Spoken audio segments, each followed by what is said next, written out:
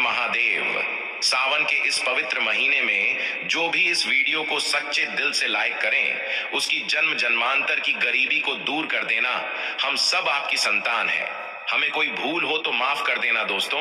चाहे कुछ भी हो जाए, शिवलिंग पर ऐसा जल भूल कर भी कभी मत चढ़ाना।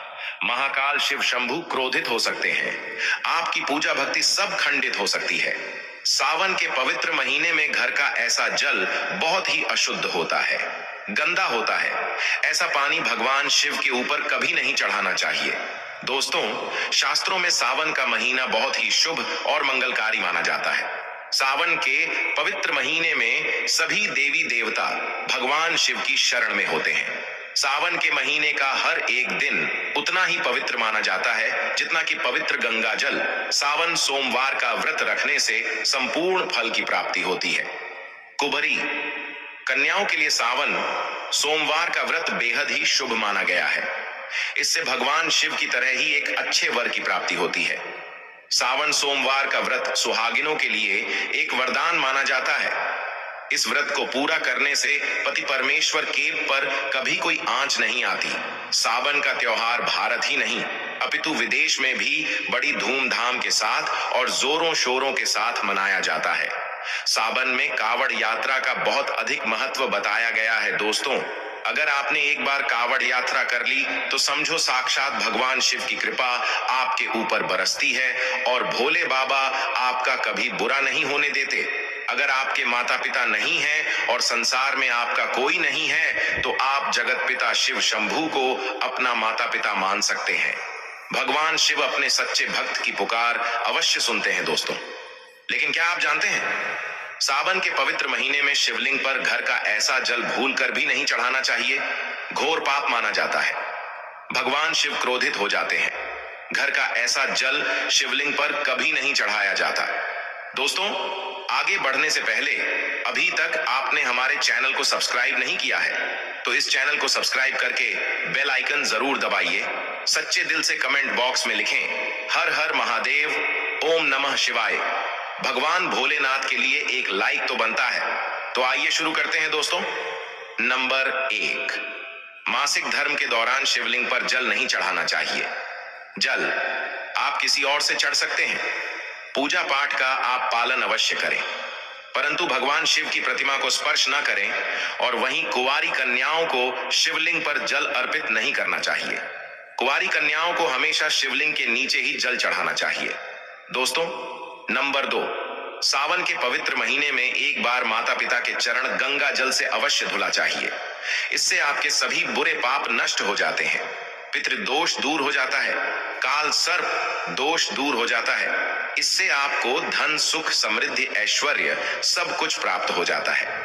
जो व्यक्ति अपने माता पिता के चरणों को सावन में गंगा जल से धुला देता है तो वह स्वयं तीर्थ यात्रा कर लेता है। ऐसा व्यक्ति स्वयं श्रवण कुमार कहलाता है। शिव पुराण में वर्णित है। माता पिता की सेवा स्वयं भगवान शिव की सेवा मानी गई है। इसीलिए सावन के शुभ अवसर पर माता पिता के चरण गंगा जल से अवश्य धुला चाहिए। ऐसा व्यक्ति मोक्ष धारण करता है। दोस्तों, नंबर 3, सावन में तथा किसी भी अवसर पर शिवलिंग पर प्लास्टिक के बने धातु से जल अर्पित नहीं करना चाहिए। घोर पाप लगता है। शिव पुराण में बताया गया है कि शिवलिंग पर तांबे के बने पात्र से ही जल अर्पित करना चाहिए। बहुत ही शुभ और मंगलकारी माना जाता है। हालांकि स्टील के लोटे का भी आप प्रयोग कर सकते हैं, परंतु क्या आप जानते हैं, जब तांबे का और गंगा जल का एक साथ स्पर्श होता है तब धन की वर्षा होती है। और इससे गंगा जल अर्पित करने से एक ऐसा शुभ योग बनता है जिससे आपका भाग्य उदय होता है। इसीलिए शिवलिंग पर तांबे के लोटे से ही जल अर्पित करना चाहिए। अत्यंत शुभ और मंगलकारी होता है। दोस्तों, ऐसा माना जाता है कि पान के पत्ते को शिवलिंग पर अर्पित करने से भोले बाबा प्रसन्न होते हैं और जटा की सभी मनोकामनाएं पूरी होती हैं। शिवलिंग पर पान का पत्ता अवश्य ही चढ़ाना चाहिए, लेकिन पान का पत्ता साबुत होना चाहिए। दोस्तों, नंबर 4, घर का कोई भी जल आप शिवलिंग पर नहीं चढ़ा सकते। जानिए क्यों शिवलिंग पर हमेशा गंगा जल ही अर्पित करना चाहिए। साधारण जल शिवलिंग पर कभी नहीं चढ़ाया जाता। साधारण जल को पवित्र करने के लिए उसमें थोड़ा गंगा जल मिलाकर ही शिवलिंग पर चढ़ाना चाहिए। कई लोग नल आदि से, टंकी आदि से जल भरकर शिवलिंग पर चढ़ा देते हैं, जो कि शुभ नहीं, अशुभ माना जाता है। आप जो जल पीते हैं वह जल शिवलिंग पर कभी नहीं चढ़ाया जाता। इससे आपको फल की प्राप्ति कभी नहीं होगी। इसीलिए साधारण जल में गंगा जल अवश्य मिला लें, क्योंकि भगवान शिव गंगा जल के स्पर्श से ही शांत होते हैं। शिवलिंग पर गंगा जल चढ़ाने से व्यक्ति का भाग्य उदय होता है, भगवान शिव की कृपा प्राप्त होती है। दोस्तों, नंबर 5, सावन में बच्चों को शिवलिंग पर जल अवश्य चढ़ाना चाहिए।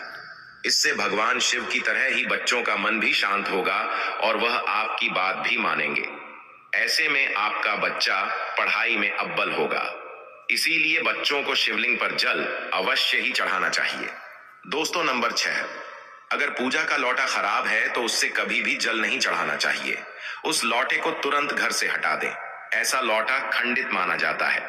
दोस्तों, नंबर 7, शिवलिंग पर आप बेलपत्र चढ़ा हुआ भी दोबारा से उठाकर उसे धोकर फिर से चढ़ा सकते हैं, क्योंकि बेलपत्र कभी भी अपवित्र नहीं होता। लेकिन याद रहे, बेलपत्र फटा हुआ ना हो और उसके तीनों पत्ते साबुत होने चाहिए। शिवलिंग पर बेलपत्र चढ़ाने से शिव जी का मस्तक ठंडा रहता है और आपका मन भी कोमल हो जाता है। बहुत कम लोग जानते हैं, बेलपत्र में समस्त देवी देवताओं का वास होता है। शिवलिंग पर बेल का फल चढ़ाने से व्यक्ति भगवान शिव की कृपा पाता है। ऐसा व्यक्ति धनी हो जाता है। सावन में पहले शिव जी को बेल का फल भोग लगाने के बाद प्रसाद के रूप में पूरे परिवार को खाना चाहिए। इससे भोले बाबा की कृपा आपके ऊपर बरसेगी। भगवान शिव आपको धन से मालामाल कर देंगे। दोस्तों, नंबर 8, घर का मंदिर साफ करने के लिए साधारण जल में गंगा जल मिलाकर ही मंदिर को धोना चाहिए तथा मूर्तियां आदि साफ करना चाहिए। साधारण जल से मंदिर की साफ सफाई कभी नहीं की जाती। इसीलिए साधारण जल में थोड़ा सा गंगा जल अवश्य मिला लें। इससे पूरे घर की शुद्धिकरण हो जाती है। दोस्तों, नंबर 9, शिवलिंग पर भांग, धतूरा और सफेद फूल तथा सफेद मिठाई अर्पित करने से, दूध दही अर्पित करने से तथा शमी के पत्ते अर्पित करने से साक्षात भोले बाबा आपकी सभी मनोकामना पूर्ण करते हैं। दोस्तों, शिवलिंग पर गन्ने का रस तथा शहद और गुड़ चढ़ाने से व्यक्ति के जीवन में मिठास आती है और मीठे पकवान दान करने से जीवन में कभी भी खटास की उत्पत्ति नहीं होती। दोस्तों, साक्षात गुलाब में माता पार्वती का वास होता है, शिव परिवार का वास होता है। इसीलिए शिवलिंग पर गुलाब चढ़ाने से माता पार्वती की कृपा बरसती है, भगवान शिव की कृपा बरसती है। भगवान गणेश को गुलाब का फूल अति प्रिय है, इसीलिए गुलाब का फूल शिवलिंग पर अवश्य अर्पित करें। गुलाब का फूल समस्त देवों को अति प्रिय है। दोस्तों, नंबर 10, शिवलिंग पर चढ़ाने वाला जल तथा दूध पैरों में नहीं आना चाहिए। घोर पाप माना जाता है। इससे भगवान शिव का अपमान होता है। शिवलिंग पर जल चढ़ाते समय आपके पैरों में चप्पल आदि नहीं होना चाहिए। घर के अंदर अंगूठे के आकार का शिवलिंग रखना चाहिए। इससे ज्यादा बड़ा शिवलिंग घर के अंदर नहीं रखा जाता। शिवलिंग पर हमेशा जल की धारा अवश्य होना चाहिए। अगर आप शिवलिंग पर जल नहीं चढ़ा सकते हैं तो घर में शिवलिंग ना रखें, नहीं तो उल्टा आपके घर का विनाश हो जाएगा, क्योंकि शिवलिंग पर जल चढ़ाने से भगवान शिव का मस्तक ठंडा रहता है, भगवान शिव शांत रहते हैं। शिवलिंग पर कई ऐसी शक्तियां, ऊर्जा होती हैं जिन्हें शांत करने के लिए गंगा जल की धारा अवश्य होना चाहिए। दोस्तों, अगर आप भगवान शिव से प्यार करते हैं, शिव शंभू से प्यार करते हैं, तो सच्चे दिल से कमेंट बॉक्स में लिखें, हर हर महादेव, ओम नमः शिवाय।